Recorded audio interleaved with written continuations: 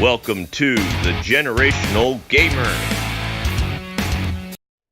J Prime here, and I am working on a friend's NES. And this is what a game that I know works because I've used it in my own system is doing now. So I'm pretty confident it's the system. I'm going to clean up the contacts on the internal connector, and we'll see if we can make a change here. Okay, so this is my buddy's NES.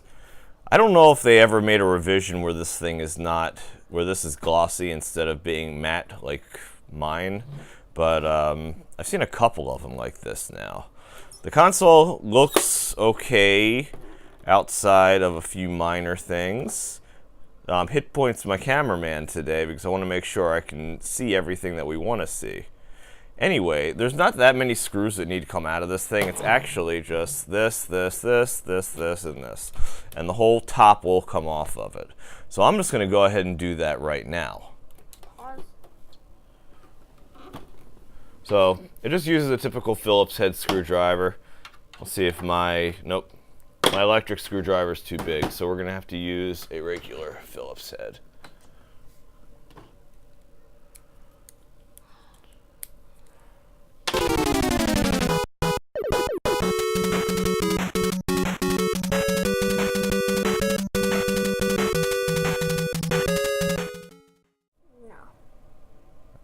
Alright. The screws have been taken out of the NES. They're all sitting right here. They're all the same size. They're little gold screws. The top of it just simply comes off. As you can see, this part's actually replaceable pretty easily. The rest of it, you can restore these. These are the screws that hold the black pieces on. I'm not taking my buddy's Mario sticker off, although I cannot read what it says on there. So we're just going to put that to the side. This right here is the RF shield, and this is the source of the problem.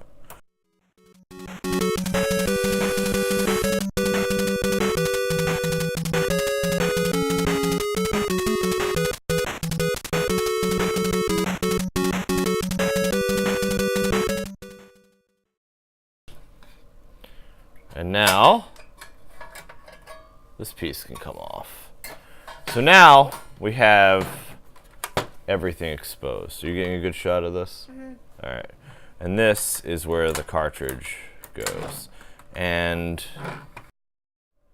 if you look inside, let's see if I can turn on the light here. The pins actually look pretty good. So they probably just need to be cleaned. There's some crap in the cartridge slot though. You can see that. It might just be the way I'm looking at it. Oh, no, I take it back.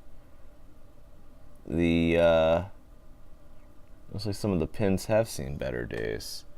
Alright, so this is what we're going to do. We're going to do this I don't see a problem. Alright, well, we're going to do this in an efficient way. I'm going to put some isopropyl alcohol, 99%, on a large toothbrush, and I'm going to shove it through there a few times, clean it out as best I can. If all else fails, this console may need a new 72-pin connector, but for the sake of this video, I'm not going to do that. If I do that, I'm going to make that a designated video. There's definitely something on the right side. I don't know if you can all see it. It's right over here. Turn off let me move back a tad. See? I don't know exactly what that is. I can't see it. It just looks like something that doesn't belong there. And the rest of it looks perfectly fine. Yeah, it looks like in that area, the pins are like bent a little. So, I'm gonna see if I can clean it. If the pins are bent, I'll try bending them back. But if all else fails, it's not a very expensive fix to change it. And we'll address that at a later time.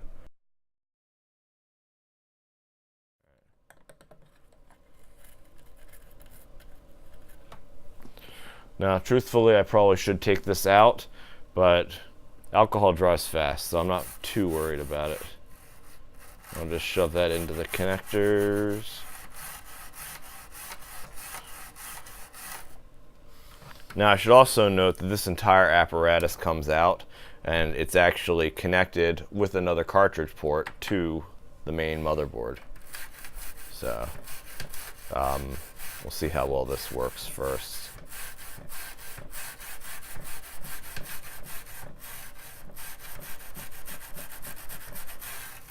Let's give this side a little bit more attention, since that's the side that looks like it has the crap in there.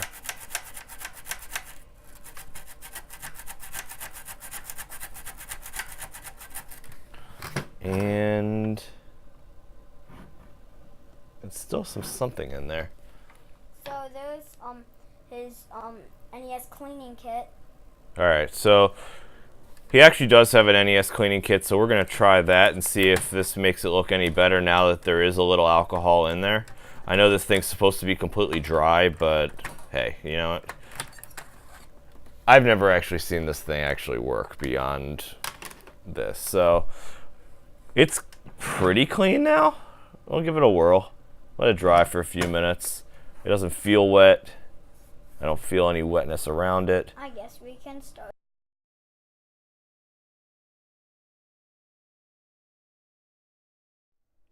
Alright, so we got Blaster Master. This is the mystery game that wasn't working before. Just for giggles, I did clean it again. And look at that. So Blaster Master's back in action. And there he is in his little frog. So, we're good there. I'm going to go ahead and put it back together and put it off to the side. I just want to state that it appears that all their screws are the same size. Should make life a whole lot easier in putting it back together. Because you don't have to make the mistake of going, oh man, where does that screw go? Does it go over here? Does it go over here? Does it go over here? So they all appear to be exactly the same size. So I am going to put the RF shield back on. It's in really good condition. If there was any rust, you can actually use a little water and some high grit sandpaper, and that'll get that stuff right off. Fortunately, it only goes on one way, so it makes it nice and easy to put it back together. And we're gonna move forward now. So put it on the wrong way, you're in for a bad time. So recording.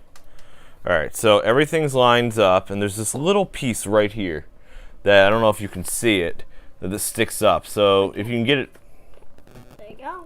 you can see it, that sticks up, and that kind of holds everything in place. Now personally, I have found getting it locked into these two screws is the most tedious, and actually there's another little knob right there. And this, if you look in, I don't know if you can see this right here, but I'm not going to use the game bit screwdriver. If you can see right here, it's just a piece of plastic that holds this in. It's not like there's any kind of metal backing on here. So let's give those a try first. There goes one screw.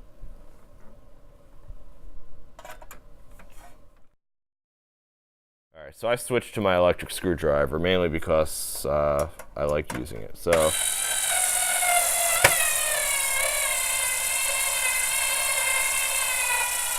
there we go.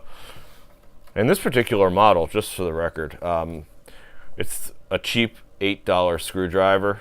It uses double A's instead of a rechargeable battery, so you can change them on the fly. And it actually will slow down when it gets to a point where you think that any more torque would strip the screw. This one has not seemed to do that. And just for a little background, I've built many RC cars. I use this thing on it all the time because I have another one that We'll strip the screws. it'll definitely strip the screws.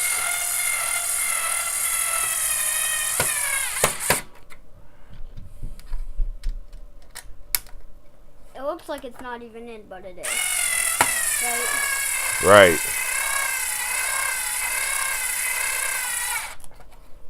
Alright, so it's 4. What am I missing? I'm missing that one and I'm missing that one. So you're missing 2. Yep. Here, make sure you can get it. I don't know if you can see it, but there's a screw down there. That's in there. Do you see it?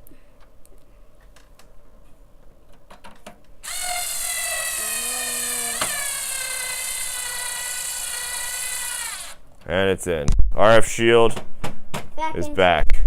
Alright, so now it's just a matter of putting the main body back Now on. let's pause it for a second. So you get a nice good look at it. So, all this is just a cap. Because remember, the original NES in Japan and the subsequent release, all that was this little tiny console, this little tiny main board. Everything was redesigned for the American release, so it had its nice VCR style setup. Like, if you could see it in there. Yep. So, if it gets really bad, if you ever come across one that just does not work at all, you can always replace the 72-pin connector. Some of the connectors are better than others, and that is obviously not where that screw goes. Yep, obviously. Well, at least it wasn't sitting properly. There we go. Now it decides to work. Ah, my screwdriver's not long enough. So, we'll deal with that in a minute.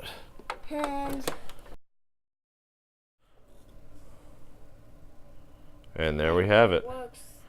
Blaster Master, we are back in action. And there's the dude and his frog. Well, Jason. Yeah, it's Jason. What are the odds? Alright, cool. So I'm going to put this NES to the side.